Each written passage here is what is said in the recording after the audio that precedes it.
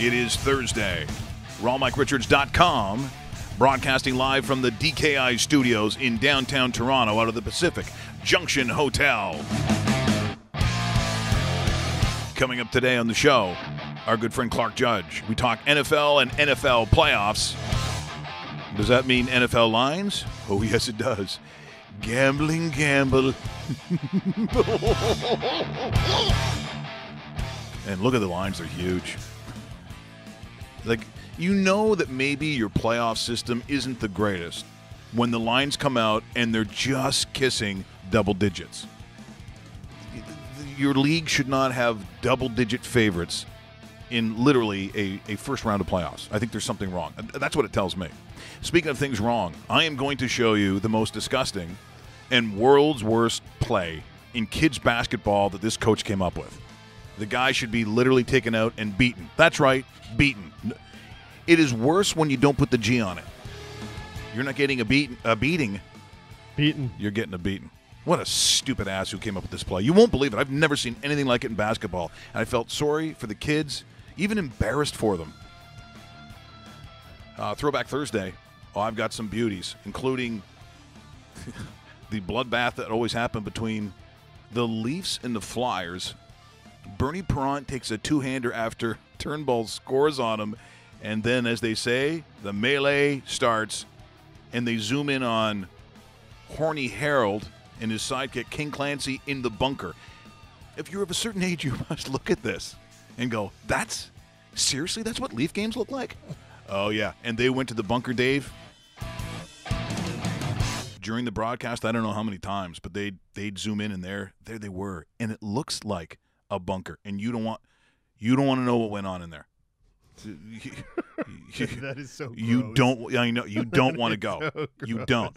Also, we take a look at some vintage jerseys to kind of get you in the mood for a guy we're having on next week. Yeah, Tuesday, actually. Tuesday. And what's his name? Chris Creamer.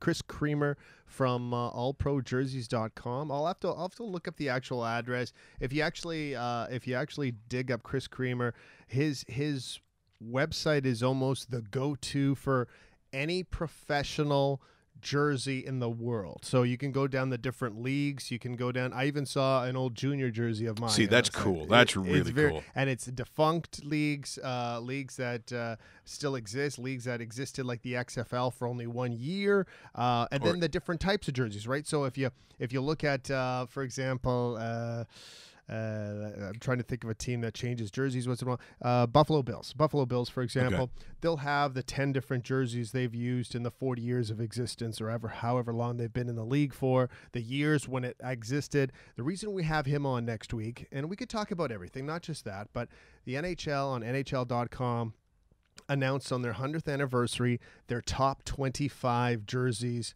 of all time. The all-time best, and we're going to have him on to talk about it. And a little bit of a spoiler alert, it's a jersey that's part of the original six and still is worn today, and arguably the greatest jersey in sports. And if you want to say it, go ahead, because I know it's out there. I'm not going to. But what I'm going to say is, and you talk about the original six, the oldest of the jerseys, it seems like in almost any professional sport I can think of, tend to be classics for a couple of reasons. The ones that are considered the most classic just don't change. Right. They don't change that much. So it's not that hard at times to figure out, at least in my book, what the most revered jerseys are. And I'll say something that, and I don't know where it fits, but if you wear a New York Ranger jersey, either one, either the blue, which are outstanding. Yes. But even the white, the red, white, and blue, the way it was designed, so traditional American. You know, even with the breast sort of plate thing they have on it. You know, going across. We're going to show you, and you talked about some Leaf jerseys of that time. I think it's around 1979 as well. We got another flashback today. Take a look at the jerseys, because those Leaf jerseys I really liked. Yeah. They were the ones like a Mike Palmatier would wear. But I also have an earlier clip, and this is really. It sort of blows my mind a little bit. In fact, I don't know if I took. I didn't take it. It was Bobby Orr scoring on Jacques Plante as a Toronto Maple Leaf. Oh, okay. Wow. Okay. That is vintage. Because when you take a look at that mask, that's the mask I grew up with, and I prayed to the gods every day to get to a certain level of hockey, because then you could wear whatever you wanted to, and I could actually wear the mask. So I got up to the certain level. You get close to midget age, which is the draft year. and I was able to finally get the mask, and that's when the OHML, so the Ontario Hockey Minor League, banned them. No. By the time I finally put that on, they're like, take that off. So my first junior game, so I was playing. I think I might have been just out of Bantam. They put me up like junior C, and I'm like 14 or something. So I put on the mask that my Uncle Guy had. That was Wayne Thomas. I mean, Wayne Thomas, who played for the Canadians, and then came over for the Leafs.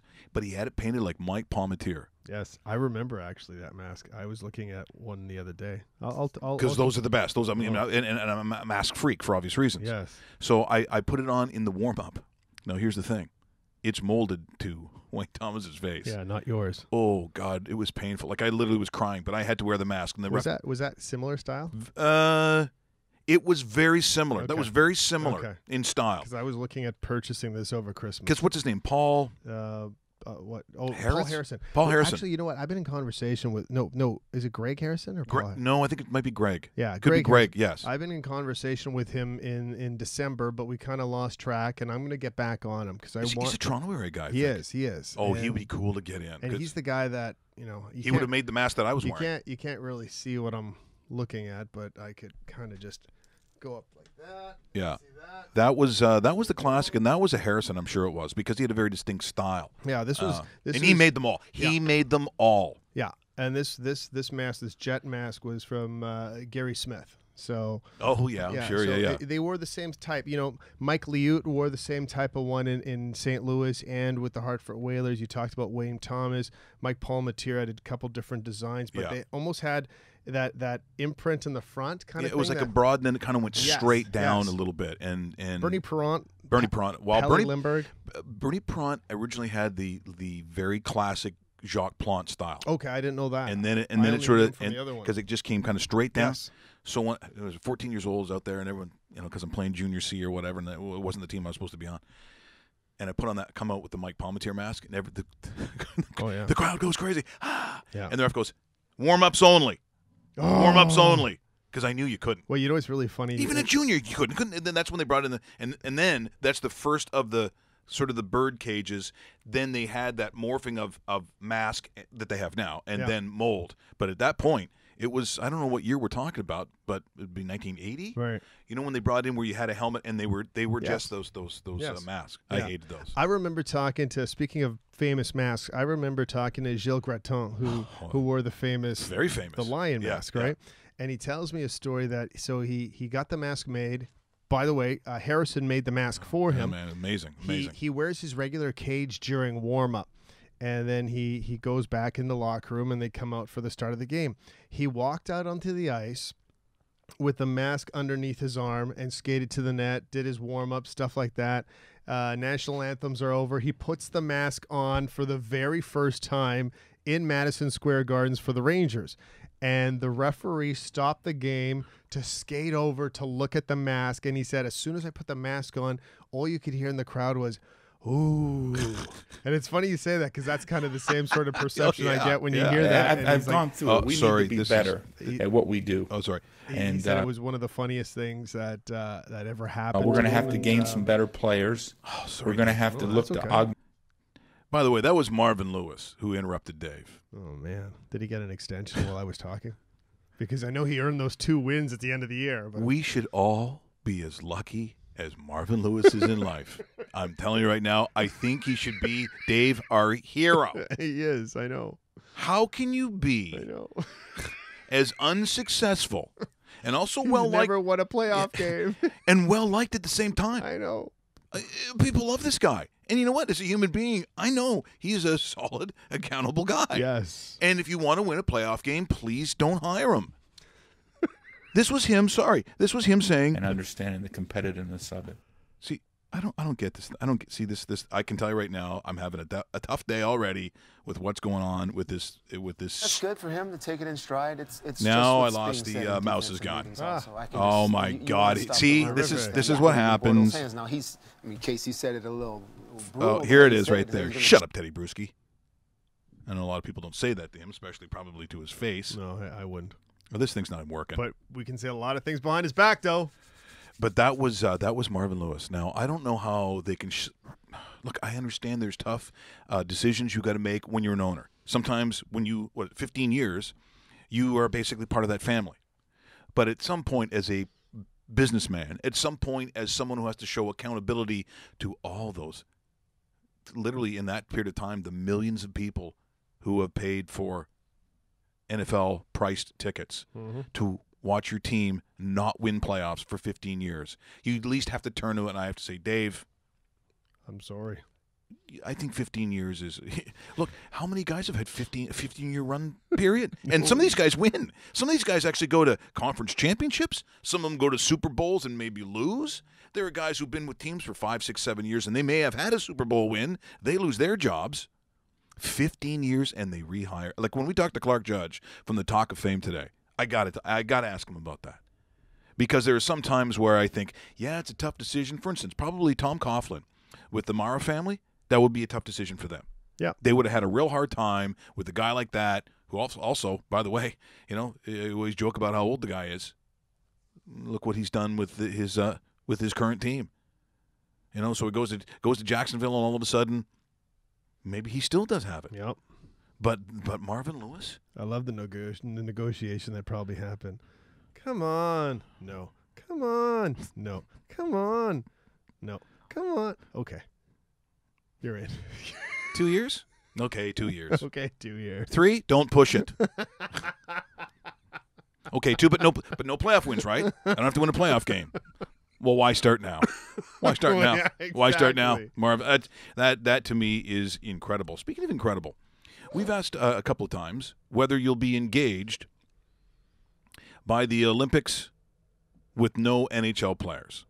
People like Roast Beef, who's a diehard, is gonna you're gonna watch every game probably. Every game. Depending on the times they're at. I'm probably not going to wake up for like a 4 a.m. game. You'll record it. You'll PVR, you'll DVR, whatever it is. Or will you watch it live? I don't like PVRing it, but in this sense, see, I might record. I say you cannot record live sports. It's just it's against God is what it is. Yeah, but in this case, you might make an exception. You're okay. God's gonna say, record the Olympics. That's fine. God's gonna say, well, have you seen the rosters?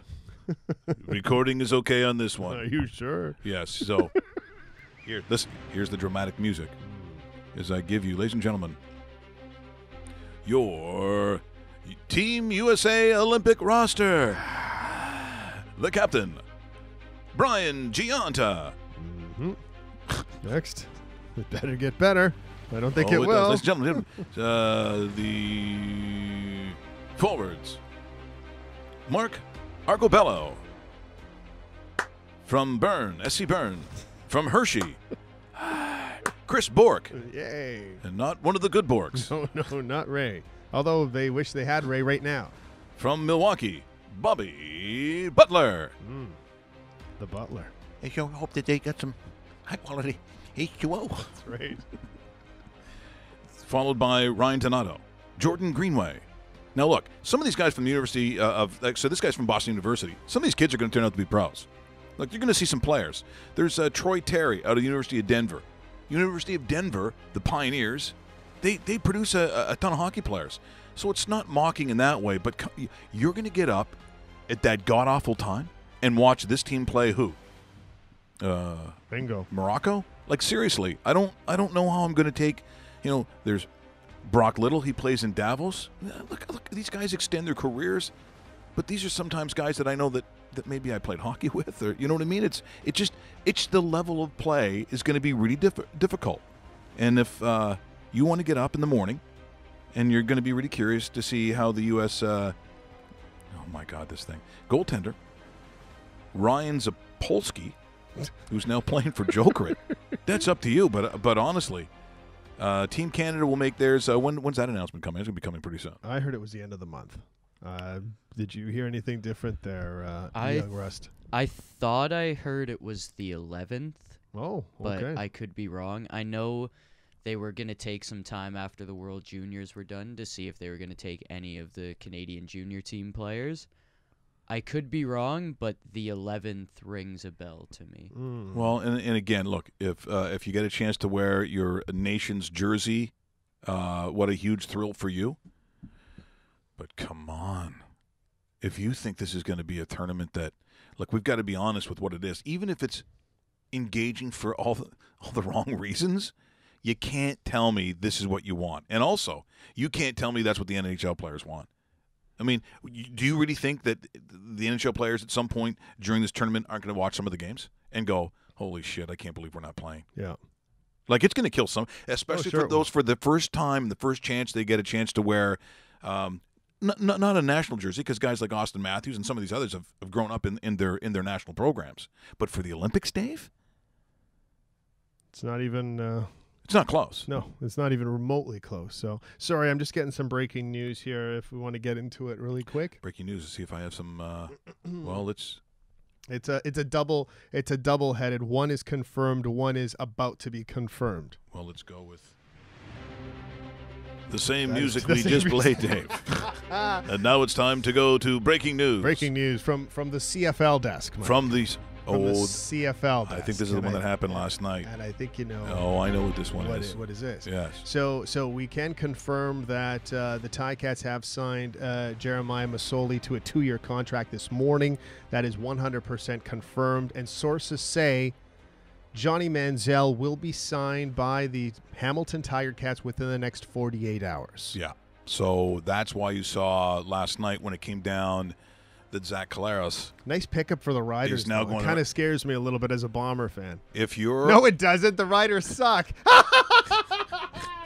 Sorry. If you're a Rider fan, you didn't even sleep last night. Yeah. You're so excited. He is going to play. No, he is good. He is angry good. The whole season long. He is a good when he's healthy. When he's healthy, right? A healthy Zach Collaros for that team, and he joins a coach that he played for with the Argos. Yeah, so there is a link there. Guys. I think it's going to. I looked at it and said, okay, the West just got better. It just and you know what? Good. And for me, I hope Johnny Football can come in and play, because Mazzoli gets an extension, and that basically is a reward for what he did this year and coming in, and June Jones is sort of rewarding him doing that. But make no bones about it. This is all about Johnny Football and Johnny Manziel, even though I hear some of the comments that are coming from south of the border, those that are just guessing at what they think happens in Canada, and it sickens me. Johnny Manziel will probably throw for 5 or 6 touchdowns a game. Yeah, I know. What a bunch of dummies. Have you not seen what happens when these so-called stars come up here, and some of them are bona fide before they actually become famous quarterbacks south of the border? Ask Warren Moon about that. Ask Joe Theismann about that. You know, we have a lot of players that come up here, and by virtue of they didn't like their size, there was a tendency about, usually it's a stereotype of what they want on a given team. That's why Warren Moon was black. Yep. They weren't going to make him a quarterback at that time. He was going to have to be a defensive back or like a wide receiver. They do that in that era. If you were a black quarterback, that's just what happened. But post that, you still get guys who come up here who have to go back down because it was deemed that their size. And here's one: Cam Wake. Mm-hmm. So Cam Wake comes up, plays for BC, the outstanding defensive player. The first Pro Football Weekly I saw about him going to Miami, they go, well, let's just say playing in Canada and playing the NFL. And I'm not going to disagree when you start making those kinds of comparisons. I'm going to, compare the NFL and the CFL head-to-head? I'm not an idiot. You know, I get that. But to say individually that somehow it was impeded or his ability because he was a star in Canada is a stupid statement. And he went down and proved everybody wrong and went on a tear. Mm-hmm. The same kind of tear, quite frankly, he basically did in the Canadian Football League. He had a great career.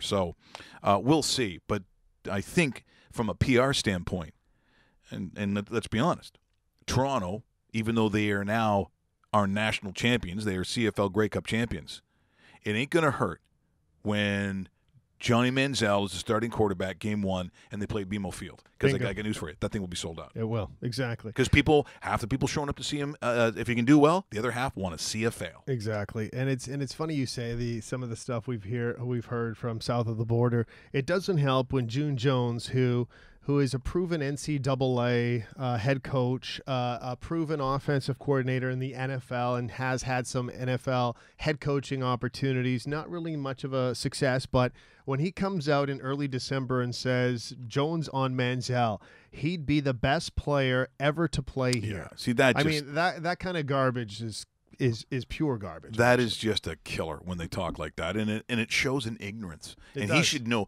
He should know better than that. Exactly. You know, Dave. I mean, exactly. Yeah. It's because they take a look at some that have done well, and Doug Flutie is a great example. He is one of the best players who ever played up here. Do I think that Johnny Manziel is going to be better than Doug Flutie? No. The answer is no. No. The answer is no. He's not going to be better than Doug Flutie. Is he going to be better than Jeff Garcia? No. I'll go on record saying. And by the way, the reason I'm using those names is because those are quarterbacks on both sides. who went after and went to the NFL and had decent careers. For what they have right now in the CFL, Johnny Manziel won't be a top 2, top 3 quarterback in statistics this season in the CFL. He could go out there and play his 16 games or whatever it is, however many he plays, but guys like Riley, Levi Mitchell, maybe even a Caleros. I think Zach Caleros is going to have a huge year. I mean, those statistically, I'm sorry, Matt Nichols is going to have a better statistical year than Johnny Manziel, and I'm just saying he's not the greatest quarterback ever in the CFL. He's not going to be the greatest quarterback next year in the CFL, but hopefully for his sake, he comes out, he understands, respects the game, respects what their opportunity that's ahead of him, and makes the most of his opportunity, stays clean, and helps out a league that is open its arms and said, yes, come play here and come succeed in this sort of environment, because it is kind of different for them. And the way that the league is tailored, the way the field is tailored, Mike, it almost seems that this is the type of league that a guy with Johnny Manziel's talents should be able to come out and flourish, but it's going to take some time,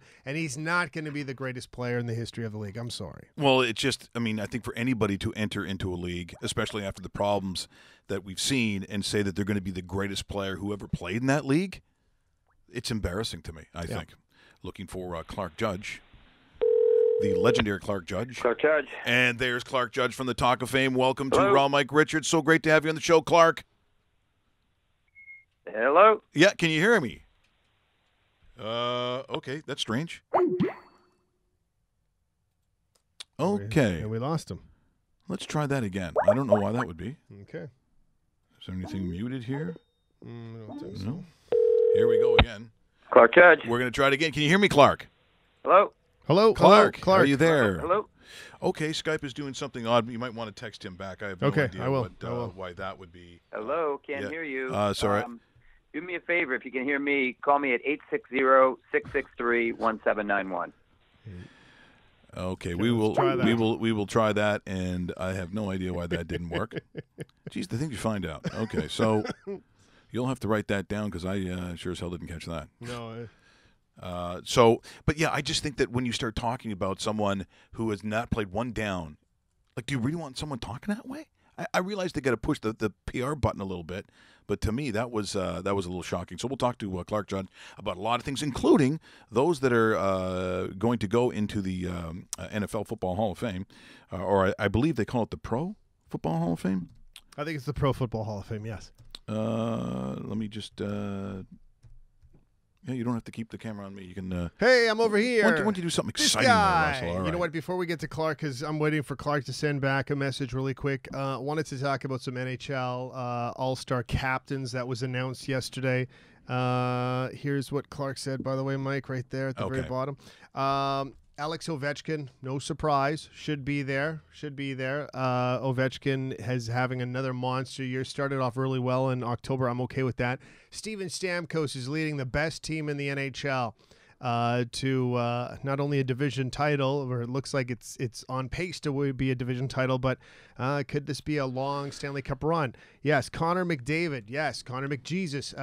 Still one of the best ever, maybe the best player in the game today. I'm okay with that too, even though Edmonton's having an off year. What I have a problem with is this, and I like him. I think he's a great player, but PK Subban isn't even the best player on the Nashville Predators, and that kind of pisses me off because of the popularity contest that it is, what the voting is all about. PK Subban is the captain of the Central Division. I could name 5 players in the Central Division better than PK Subban right now to be that captain, and a lot of them come from the Winnipeg Jets, and a lot of them come from the St. Louis Blues, and a lot of them even come from his own Nashville Predator team. Unfortunately, a guy like Philip Forsberg's on the sidelines right now, but this guy's been heads and tails better than him. Roman Josi is the better defenseman of the two in the Nashville Predators Party you are trying to reach does not accept calls from numbers with caller ID blocked. Oh, my God. PK Pekka Rinne's even a better choice, and you're allowed to vote goaltenders as captains in the All-Star game. So I look at this and say, you know what? I understand the popularity vote, but PK Subban as a captain, I don't even know if he would have made my team. Well, what do you do now? This is where we don't work for a huge company with all kinds of equipment, and now I'm getting gooned on Skype, and I guess this has caller block. Oh. So I don't know what we want to do here. If we want to even attempt the phone to a microphone, we haven't had to do. We've only had to do that once. Want to try that? I can do that. We can try it. We'll try doing it this way, the old-fashioned way. This is the equivalent of rubbing sticks together and holding it and hoping that flames. You start, Dave, and hold it close to the. Let's see. Let's see how this works. Clark Judge. Hey, Clark. David Bastel, Mike Richards. Happy New Year. How are things? Can you hear us? Same to you. I heard you calling twice, but I couldn't hear you. I couldn't get anything on the other end. No problem at all. Well, you won't. I don't know if you won't believe how we're doing this right now. We're holding a cell phone up to a microphone, sort of like rubbing sticks together to create fire. Okay. Well, you won't believe what's going on here. We got 50-mile-an-hour winds, and we're knee-deep in snow, and so we're in a blizzard. So this ought to be fun. Well, I guess if Marvin Lewis can get a 2-year extension, then maybe this should work as well, right, Clark? Yeah, anything's possible, I guess. If that happens, yeah, anything's possible. Look, I understand the closeness that some ownerships groups would have with coaches who have that kind of longevity, and they probably almost become part of family when I start looking at, some of these families that own these teams. But at some point, to have some sort of accountability moving forward for your fans to pay all that money to never see a playoff win, I just was astonished that this even happened. Is it considered a huge shock that this was the result? Yeah, I think so, Mike. I mean, the reason because he's been there for so long, and honestly, I thought it was sort of a mutual party in the ways I felt knowing Marvin, and not talking to him recently, but just knowing him, that he would have said, listen, we've gone as far as we can here. It's time for me to move on, whether I go to broadcasting, another job, but I've done what I can here. And he's done a lot in Cincinnati. He put that team back on the map. He looked at where they were before he got there. He returned respectability to that program, did an awful lot for it. Now, the flip side, of course, is he's 0-7 in the playoffs. But the good news is he got him to the playoffs. And they weren't there, before, for a decade before. I mean, until Sam Weish was there. And then after Sam left, it was pretty dark in Cincinnati. And then all of a sudden, Marvin turns the lights on, and they're back in the playoffs. The thing that's sort of astounding to me is that he would go 2 more years at this stage of his career. He's not a young man. He's done what he can there. And we all know, as I said, what the playoff record is. But the fact of the matter is the Browns like him. Mike Brown's very happy with him. And they do have stability there. There is incredible stability in that division among Baltimore, Pittsburgh, and Cincinnati. Forget Cleveland. Cleveland's an outlier. They're on another planet. But in that division, there's incredible stability. Mike Brown wanted him back, and I think Marvin's comfortable there. But as I said, I'm surprised at this stage of his career they would have said, 2 more years. Because to me, I think what you're saying to Megals fans is we've got the stability. We're just not going to win any playoff games. Yeah. We're in conversation with Clark Judge from the Talk of Fame Network. Clark's, before we move on with the NFL playoffs itself, which kicks off on Saturday afternoon, the rumors of John Gruden don't appear to be going away, and it almost seems like it's a matter of time until this guy returns. Is he making the right decision going to a Raider club? And I guess the money's right for him, and he's leaving a pretty nice position at Monday Night Football to do it. Well, I think we're going to have to wait and see on that. But from my vantage point, is the right decision. Yeah, he's probably getting a boatload of money, and he's got a franchise quarterback in place. He's also got a franchise wide receiver. I don't know what Marshawn Lynch is going to do next year, but that's a pretty good team, and it's got a great fan base. But my question would be, are the Raiders doing the right thing? I mean, John Gruden's got this reputation as, one of the great coaches of all time. He took Tony Dungy's team to a Super Bowl and he won. Now, granted, people would say, well, Tony Dungy didn't do that. I understand that. And he did. He won with Tampa with Dungy's players. But then after that, what? And after that, he had a losing record, and he did not win a playoff game.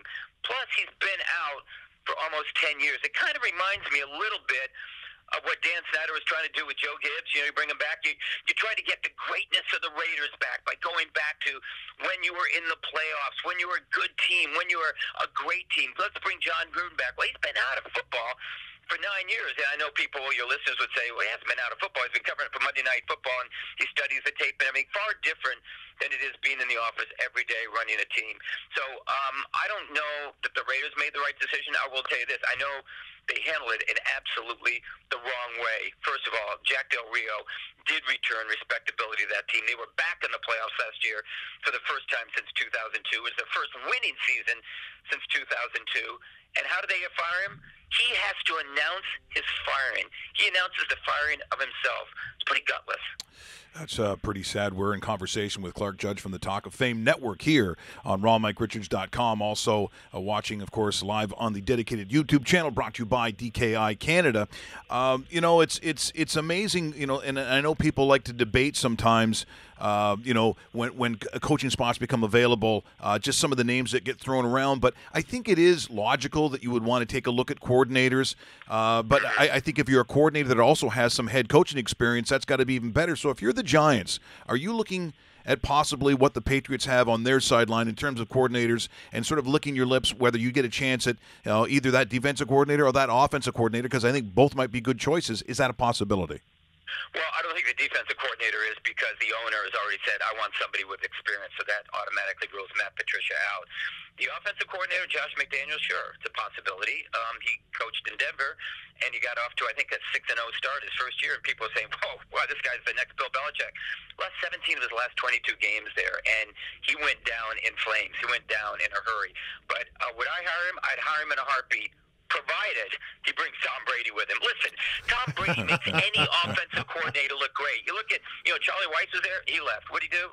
Nothing. I mean, what happens when you get a guy like Tom Brady is he makes everyone around him look that much better. And Josh McDaniels was smart to go back there because Tom Brady's the world's best offensive coordinator. He's the first offensive coordinator I would hire. But because of that Denver experience, I guess I'm jaded. I'm cynical. Watched it from afar. I certainly was in and around Denver at that time.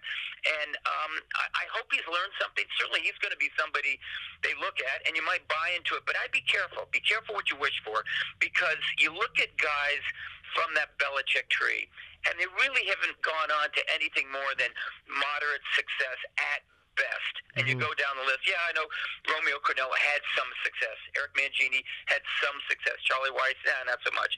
But you go down the list, and it's not real good, guys. And the reason is, A, because you're not Bill Belichick, and B, because you don't have number 12. Yeah. And honestly, to me, I've said this to you before, I do think Brady and Belichick are someone like Lennon and McCartney, and you go, whoa, let's start our own band. We're going to have a Ringo. Well, it's not the same. Yeah. It's not the same.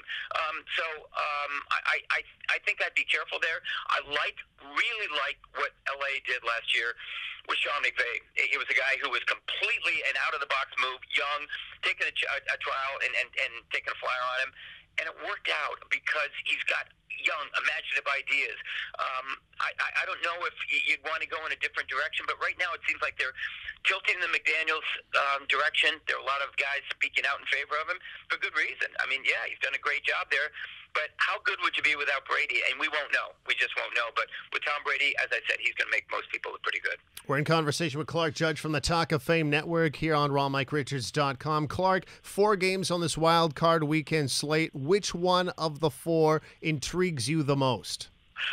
Well, I'll give you Carolina, New Orleans. I think that's number 1. But 1A is the Buffalo game. Buffalo, Jacksonville. I think Buffalo's got a legitimate chance for an upset in that game. Really?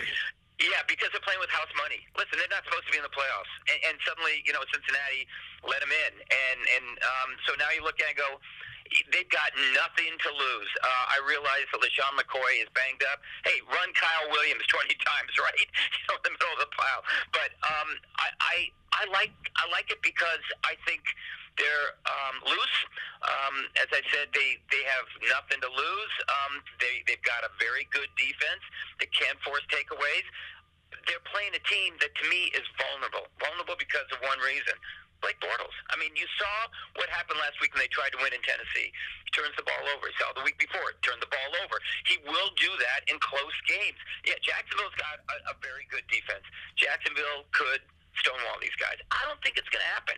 I think it's going to be a close game, and I do think the Bills have a chance to steal one here. That's the good news. The bad news is if you steal one, you go into Foxborough. Yeah. Adios. Congratulations, yeah. Yeah. Like going back to that Carolina-New Orleans game, the reason I like that is because it's the third time these two teams have played this year. Everyone tells you it's very difficult to beat teams 3 times in a year. I don't think it is. And I'd ask anyone to look at example A, if Buffalo were to win this week. Do you think Buffalo's going to lose to New England for the third time this year? Absolutely. Yep. But with Carolina and New Orleans closer, because these two teams are pretty competitively matched.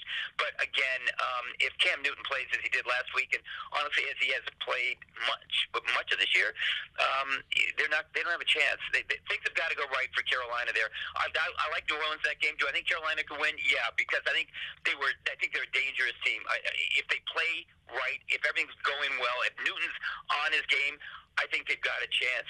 And I like them if they can come out of here because I like outdoor teams. If you're going to Philadelphia, if you're a dome team, I don't like your chances. I just don't. You look at the NFC guys, I'd say who's the team to beat there? And you probably come down to Minnesota. Is it Minnesota? Case Keenum? And maybe it is. Clark, it's interesting at this time of year when names come up for the Hall of Fame. I'll be honest, there are times where, because I don't pay a lot of attention necessarily to guys' careers after that, like I think it's a marvelous thing, and there's certain guys in my head that I just see as Hall of Famers. So sometimes when I see a ballot and I go, oh, geez, I thought that guy was in already. Joe Jacoby. I just assumed that he was in the Hall of Fame already. I didn't realize he's still on the ballot because, to me, I look at guys' careers and I think if someone says that name to me, I'm just assuming that he made the Hall of Fame already. Yeah, that's a good question because Joe Jacoby wasn't even discussed for the first 17 years that he was eligible. The first 17. You have 20 years that you're eligible as a modern era candidate. For the first 17, he wasn't discussed. Then, lo and behold, he makes it as a finalist. And not only as a finalist, he gets to the top 10. That's generally the springboard for the next year because the guys who are anywhere from 6 to 10 and they don't make it, you look at next year and you go, those are the next ready guys. They're sort of in the on-deck circle, the next ready guys. So he was in the on-deck circle last year. What happened? He went backwards. He made it as a finalist, but he didn't make the cut to 10.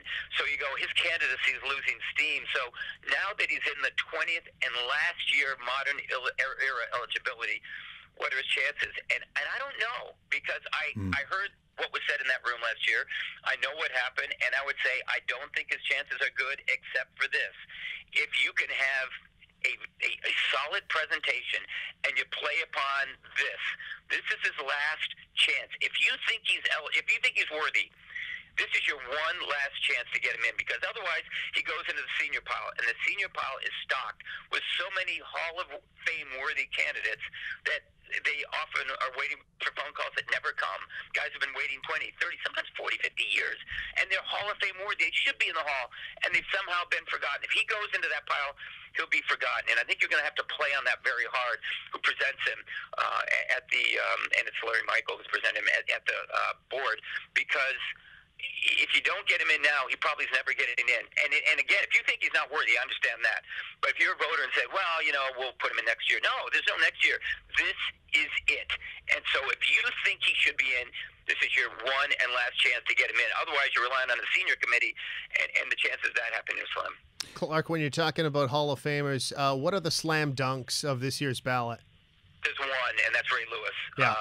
You look at 13 years as a Pro Bowler, 10-time All-Pro, 2-time Defensive Player of the Year, 2-time Super Bowl champ, Super Bowl MVP. He's checked all the boxes. He was a leader of the team. There's a statue of Ray Lewis outside the Ravens Stadium alongside one other guy. One of the guys, Johnny Unitas. That's how much Baltimore feels about him. He was the most dominant figure on a dominating and physical defense. I would say he's the face of that franchise even today. People talk about the Ravens, you're going to think of Ray Lewis first. He's the one guy that goes in. And I think your listeners might even question, what about that incident in Atlanta? I think it was the 1999 Super Bowl, but in any case, that incident in Atlanta where he was involved and pleaded guilty to a misdemeanor. And it wasn't just an incident, it was a tragedy. And the fact of the matter is that will not be admitted for any kind of discussion. Reason being, we talk only about what happens on the field or in the locker room. It doesn't extend beyond that. So when Eddie DeBartolo's name came up, for instance, and someone tried to bring up the fact that there was involvement with Louisiana, and he was actually found guilty of a, I think, I'm not sure if it was misdemeanor, but in any case, that was not admitted. There are things that would not be admitted with certain candidates because they're off-the-field incidents. That would be the same thing with Ray Lewis. When you look at his record is terrific. I mean, and honestly, it just jumps out at you. You go, whoa, okay, Ray Lewis is going in. And if he's not going in this year, you put him in next year. Why would you wait? I mean, he's just that good. Next to him, to me, probably the most likely guy is Brian Dawkins. I think he's going to be one of the five. But the most qualified guy to me in this group is Alan Faneca. And he's been in there 2 years. He's been 2 years eligible. He hasn't made the top 10. I mean, he's been a top 15 finalist this 2 years as a candidate. But those 2 years, he hasn't made the cut from 15 to 10. And that shows you that he's just got no momentum. And last year, we had two first-time finalists, Tony Baselli, Kevin Mawai, both of whom were offensive linemen. They jumped to the top 10 as first-time finalists. They leapfrogged Faneca, and they're worthy. I think for sure they'll get in the Hall of Fame at some point. Don't think it'll be this year, but it might be. But with Faneca, you look at that record and say, what's keeping him out? And I'm ashamed to say this, but honestly, what's keeping him out is probably the position he plays. We have blind spots towards certain positions. Safety is one of them. I think we're beginning to address that. But guard's another one. We had Will Shields up for a couple years ago. He was in the league 14 years. 12 of those years, he was a Pro Bowler. 7 of those years, he was an All-Pro. He was All-Decade. He never missed a game. Never. And it took us 4 years to get him in. And that, I just kind of looked at him, what? The most qualified guy in this class. Same thing's going on with Faneca. I think, we've got to get Alan Faneca in there sooner rather than later. It's funny, so almost like, and this is, again, a really immature test, but listen to the guy who's talking, sort of a reflection of this host. But, when you're playing as a kid, or let's say you're coaching a high school team, sometimes you will use a specific name for position, and to me, you use the name that is the dominant player in that position of that time. So if someone said, what's your linebacker look like? He's a Ray Lewis. He's a little Ray Lewis. Yeah, right. If he's a receiver, a long time, I would think you would say, oh, I got a little Randy Moss on my team. Right. Does Randy Moss? Moss? I understand where you're coming from with that. Randy Moss will get in. Not sure he's going to get in this year. I mean, I've heard people say he's a slam dunk. I've talked to enough voters, so I don't know that he's a slam dunk, and I don't think he is, only because of this. I think he's a slam dunk for the Hall of Fame, but I'm talking about just this year. Yeah. That I play when I want to play comment, that resonated with a lot of people. Like, this guy's, he took plays off, huh? What? Look at the second half of that 2000 NFC Championship game where he just walked through plays. He'd thrown a fit on the field because they didn't allow some of his friends on the sidelines. That's who you want to put in as the first ballot guy. He's going to go in, a dominant receiver, all-decade receiver. But I think that's sort of voters' way of saying, listen, we remember what was said, okay? You're going to get in, but you're going to get in on our terms. And maybe that sounds petulant, but I think that could happen. I'm not saying it's going to happen, just saying it could happen. He's got some baggage. So does Terrell Owens. Obviously, he's got a lot of baggage. And there are 3 guys who are interesting in that position. Isaac Bruce is the other one. Yeah. People don't even talk about him. And the negative is he wasn't an all-decade receiver. The positive is he was a team leader. He won a Super Bowl. He was an MVP, team MVP at St. Louis, team MVP with San Francisco, had a zillion catches. I think when he retired, he was second only to Jerry Rice. I mean, he's a guy that should get in. I don't know that he could slip between these 2 guys. I'm talking about Moss and Owens and make it as a long shot. I think it's possible. I don't think it's likely. I think it's improbable, but that could happen. And if it were, you're going to hear an outcry from the Moss and Owens people. I understand that. I don't think it's going to happen. But in terms of Randy Moss, what you're saying is I don't disagree with you. I mean, people recently would say Randy Moss. Listen, I go far back. I go Raymond Berry, Lance Allworth. I cover Jerry Rice. Jerry Rice. I mean, to me, I start with Jerry Rice and work down from there. I mean, I heard Randy Moss say the Super Bowl in 2012, I changed the game. No one was a deep threat like I was. What about Bob Hayes, for God's sake? Bob Hayes changed the game. But most people today don't even know who Bob Hayes was. Right. And that's the sad thing you're dealing with when time goes on and the board gets younger. There are a lot of guys who haven't seen these people.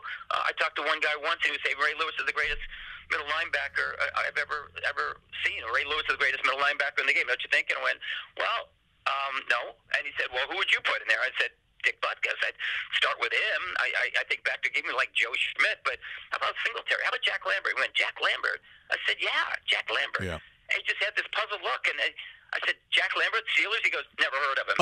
And this guy, now I'm telling you, he's not on the board. He's not on the board of selectors, but he is a guy who covers the league. And I said, what do you mean you haven't heard of him? He played for the Steel Curtain, and he goes, that was before I was born, so I don't know anything about him. I said, well, you should learn about him, because I'm going to tell you this. Abraham Lincoln was the president before I was born, but I know a lot about him. You can study it by Jack Lambert. Good example. Good example. Clark, thanks so much for joining us in the sort of quest for fire. Like technology that we've used here today. You guys have done a heck of a job. I like it. It's crystal clear here. You're doing a great job. Oh, Keep up the good work. I can follow you live on the internet, right? Yes. Follow the show. Absolutely. Live on the internet. Yep. On YouTube, right. the Raw Mike Richards channel. Absolutely. There you go. I'm going to watch because I want to see how the rest of this day goes for you guys. Thanks so much. Oh, yeah. That'd be great. Hey, thanks so much, Clark. Appreciate it. Thanks, Clark. Happy New Year to you guys. Thanks. And to you. That is Clark Judge joining us via. And by the way, Dave Bastel holding up the phone for that 107-minute interview. You know what that almost reminded me of? When I used to do the Leafs beat, and Ron Wilson was the coach. Prior to that, Paul Maurice and so forth. You'd be in the scrum, and if you had a bad angle on the coach, you'd have to be sitting there like this with your microphone like this, and arguably you could sit there for 20 minutes. And at the end of it, your arm would be starting to shake just because. Yeah, it's like the flexed arm hang. Oh, big time. Yeah. It's like I still remember baseball for spring training. One of the first exercises that you do is put your arms out like this, side by side, and see how long you could hold it for. It seems pretty easy, but try doing it for 15, 20 minutes. Oh, yeah. No. Yeah, it's like people, when you see the rings in the Olympics and they do the Iron Cross. Oh, geez. And guys are like, oh, yeah, I could do that. You could you? No, you couldn't. Here's something. You couldn't even hold on to the rings standing on the ground. You're a loser. It's like people watching the pommel horse. Oh, yeah, I like when they do that. I would do that. Oh, you would? You doing the Thomas Flares? You doing that? So speaking of that, so that's the excellence. We've just talked about excellence. Here is the opposite of excellence. Oh, and as a guy who's from a family of coaches, who coaches when I have the opportunity, I love coaching. Basketball would be one of my favorite things to coach at any level. But if you're coaching kids, at least have the thought that it should be in the true sportsmanship of the game and actually playing the way the game is meant to be played, not just to win. So when it comes to some of those gadget plays in football, it makes me cringe a little bit, especially when they're so young, because some of them don't know the rules. They haven't had the helmet on for the first time. But when I saw this morning as a basketball play, I've never seen the stupidity in this. And there's an embarrassment that I have. There's an embarrassment for the kids, and you can almost hear the parents. I don't know how old these guys would be. I'm guessing maybe 12. They're in that 11, 12 in there somewhere. By the way, the team that pulls the stupid stunt ends up losing, which I'm happy for. And oh yeah. So here it is. Watch the play that this coach comes up with, and you can't probably fire a volunteer coach, but this guy should never be allowed to be around kids again. Watch the worst basketball play ever. So they're coming up the floor. Oh, there's play-by-play, by the way, too, which is crazy.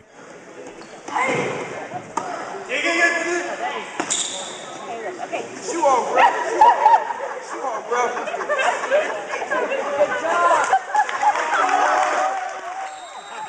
What is that? And then they get called because I think one kid was on the line.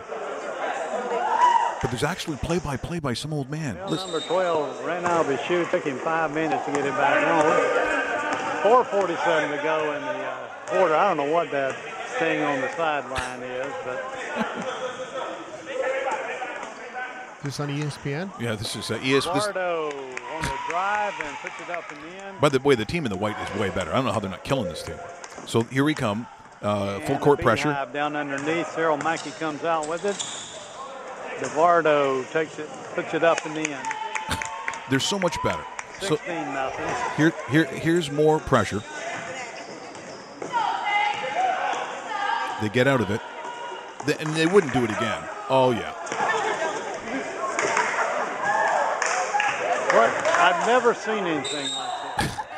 What is the philosophy here? Yeah, and to the Colonel Sanders comment. Now the Colonel's he doesn't know what's going on either. Why would you? It almost sound like Sebastian Maniscalco. Why would you do that? Why? What are people thinking? Like, I don't understand why some coach would think that that's a clever way. Let's say you got the lead, which I think they might have at some point. I don't know how, because that other team looks way better.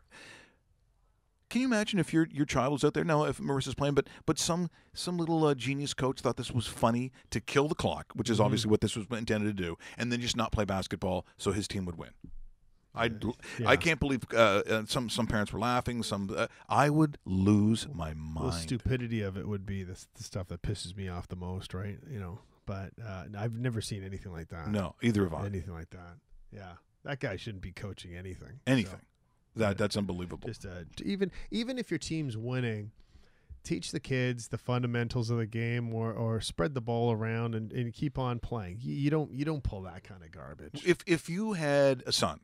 Yes. Right, say the son. So here comes young Angers Vassal. Okay, right. Okay.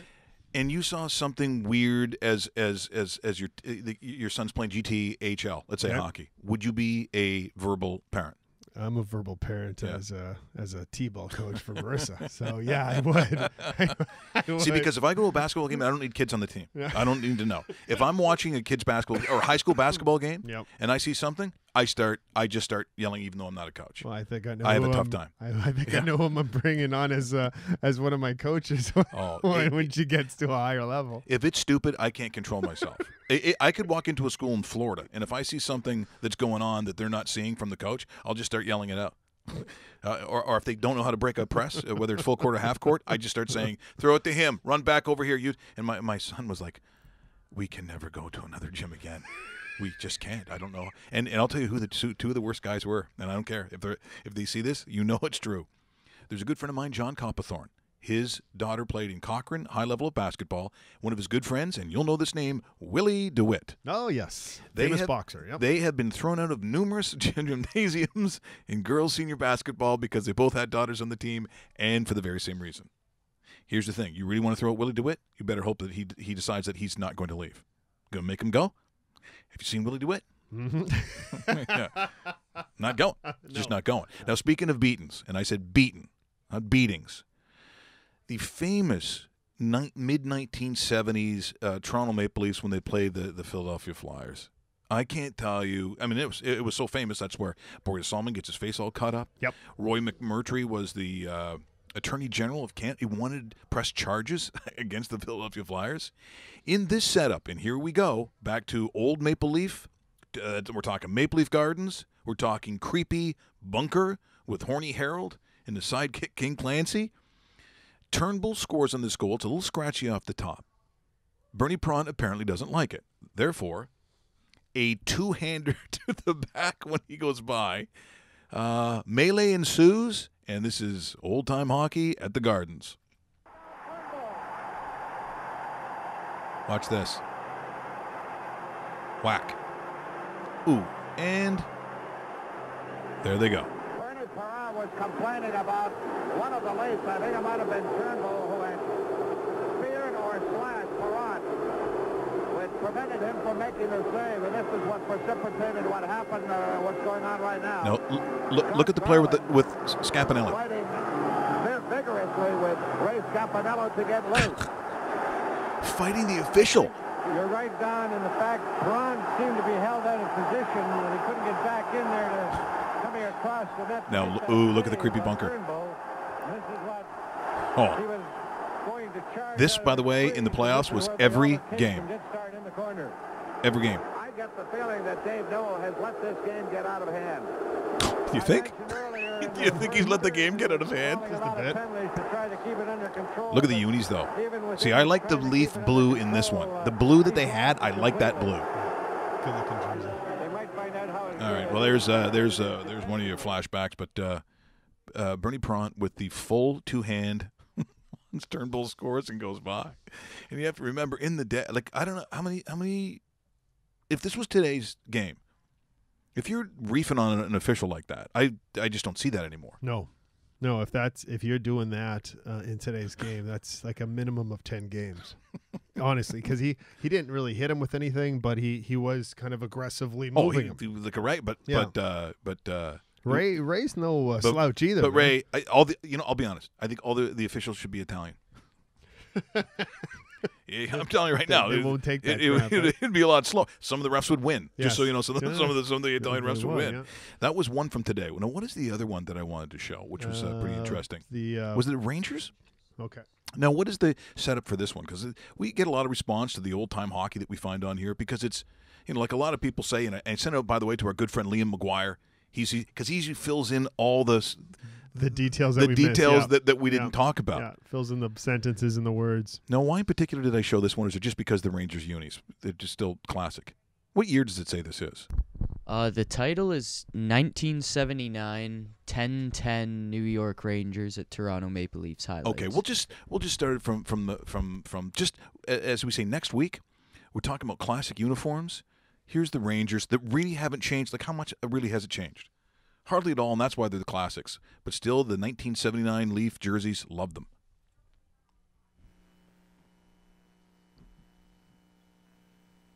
Yeah, that's interesting. The sound all of a sudden disappeared. Why is the sound not on that? I've got mine up. Boy, this has been a technical delight here today. Is the button not on? Okay, so all of a sudden we've lost that. Anyway. Boo. Yeah, okay, so there's something we're not going to show for very long. See, and there's a beauty goal. There's a goal right there. Curtin, do you remember this? I forgot what that guy's name was. Was it Mark Curtin? Played for an hour, I think, for the Leafs. There's a Turnbull guy. Anyway, so sorry about that. The technical stuff today, just... Clark's even made reference to it on a tweet to us. What do you make reference to? Our technical issues? Yeah, our technical issues. Oh, my God. Today, I just take a hammer and just smash everybody, all the engineers. Clark Judge, that was fun. Great job, guys, and best of luck with the tin cans. Always look forward to this. Thanks again. Well, I don't even want to play any more clips at all, which is a shame. I had a beauty one where it was so weird where they had this thing called Porch Pirates. Yes. And this was huge over the Christmas holidays. We'll get that on tomorrow. Because pretty soon it'll be next Christmas by the time I'm playing this thing. I got some more CFL breaking news for you. Okay, hold on. Let me go to because tomorrow we have all the picks. Victor Newman. Look at this and old Stephen Rabb will join us tomorrow. He's getting even older by that. SportsInteraction.com. Let's go to the breaking news desk. Here's Dave Bastille. Thank you, Mike. The Toronto Argos have signed quarterback James Franklin to a multi-year deal. A lot of people on social media now speculating, is this the end of Ricky Ray? Has he sailed off into the sunset because of winning that Grey Cup championship, going out a winner? We still don't know a decision on Ricky Ray yet, but the Argos have their insurance policy in place that they traded for with the Edmonton Eskimos. James Franklin, a would-be starter if it wasn't for Mike Riley out with the Edmonton Eskimos. Yep. He has moved over in a trade in the offseason with the Argos, signs a multi-year deal. So there is a quarterback in place. We're just not sure if James Franklin is going to be the starter or if he's going to be competing with Ricky Ray for the number one position. The other thing I always say, too, about Toronto is that, when some of these teams are making moves to bring in not only a guy of substance, but someone who might want to walk through that turnstile for the first time. I don't know if that and maybe they don't care. Maybe it's all about what they think. But do I think he's a bona fide star or someone that's going to move the turnstile? I still think they have to think that way in this city. Sorry, it might be the only one that does. But the other teams, including I think even the Riders, well, what do the Riders need to do? They just need to win. Yeah, that's a football province, it's a football city. In Hamilton, I think it's pretty much you say the same kind of thing. And I think they realize with Johnny Manziel, whether he is or not, that team with Jeremiah Masoli, what were they, 6-2? The other teams are lucky that they didn't get a run at the end of the season, because I don't know if the Ticats might have gone to the Grey Cup, and that is the CFL. So we'll find out. Hopefully, it's good news for the Argos, but as they say, that remains to be seen. What? By the way, the Panthers-Bruins game tonight has been postponed due to snow. You want to go do karate? Really? I'm not joking. Snow. They don't play outside. They play indoors. Why? Come on. See? Even the weather's not cooperating. So annoying. By the way, we have to thank Clark Judge, who hung in there. And, as I said, we rubbed a couple sticks together, got the skipping rope with the cans, and managed to get it on. Interesting talk of Hall of Fame, because guys like to talk back and forth with stats, who deserves to be in a Hall and who doesn't. It's always tough for me. Tomorrow, we talk lines. We've got Stephen Rapp from Sports Interaction, and, of course, the show Inside the Lines, and also, I suppose, the Golden Sex Picks, the Dave Bastel Foreplay, and Victor Newman's Passionate Picks. Don't miss it. Thanks for subscribing.